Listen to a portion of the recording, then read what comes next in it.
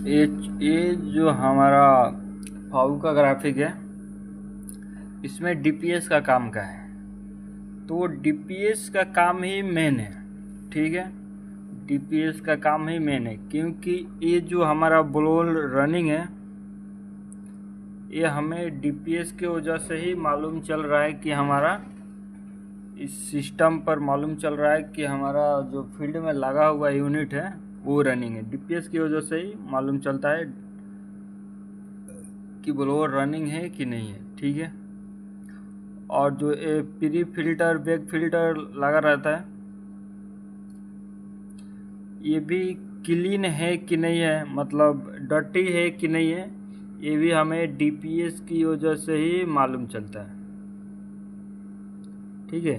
DPS का full form होता है differential pressure switch is device this on use air flow and filter status now के लिए, ठीक है।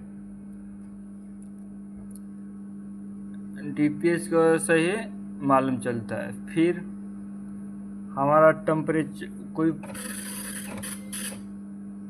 ठीक है। और ह्यूमिडिटी सेंसर का काम क्या होता है? तो ह्यूमिडिटी सेंसर का एचयू में यही काम होता है कि जो बाहर से एयर आते हैं उसमें कितना नमी है, ये बताने के लिए ह्यूमिडिटी सेंसर का इस्तेमाल होता है। टेम्परेचर सेंसर का इस्तेमाल इसलिए होता है कि जो बाहर से एयर आ रहे हैं उसमें कितना टेम्परेचर है वो सेंस करें, वो बताने के लिए टेम्परेचर सेंसर का इस्तेमाल होता है। और रूम के अंदर कितना हमारा एयर जा रहा है, उसका कितना टेम्परेचर है, वो जानने के लिए ही टेम्परेचर सेंसर का इस्तेमाल होता है।